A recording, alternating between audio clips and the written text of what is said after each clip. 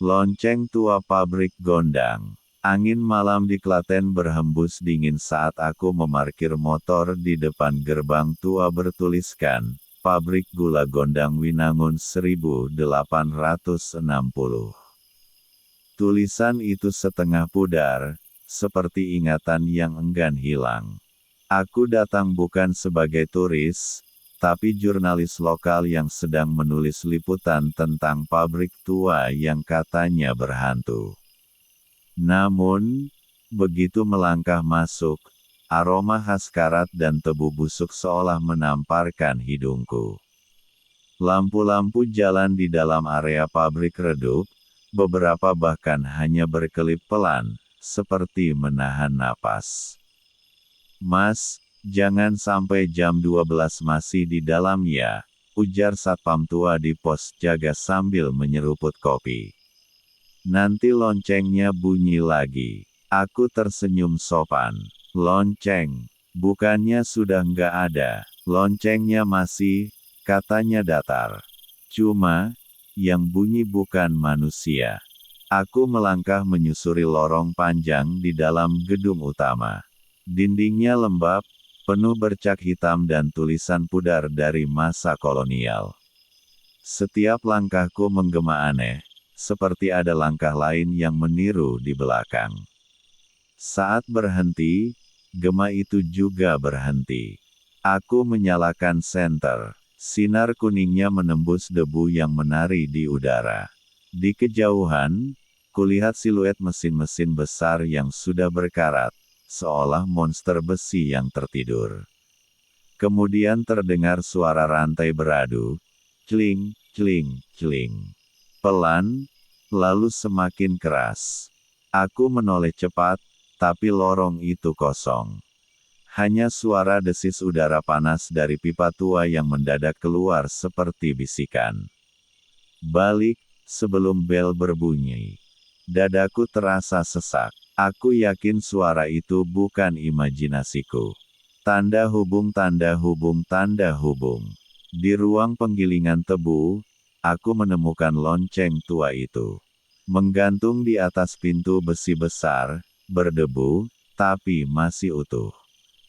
Di bawahnya ada papan nama logam. Lonceng pergantian shift 1932. Namun yang aneh, ada noda coklat mengering di lantai, tepat di bawahnya, seperti darah. Aku menunduk, memperhatikan lebih dekat. Dingin, lembab, dan entah kenapa, dari arah belakangku dengar seseorang bernafas berat. Hah, hah. Aku berbalik cepat. Tak ada siapa-siapa. Tapi ada bayangan seseorang berhelm kerja putih di kaca mesin penggiling. Ketika kulangkahkan kaki mendekat, bayangan itu tersenyum, dan darah hitam menetes dari matanya.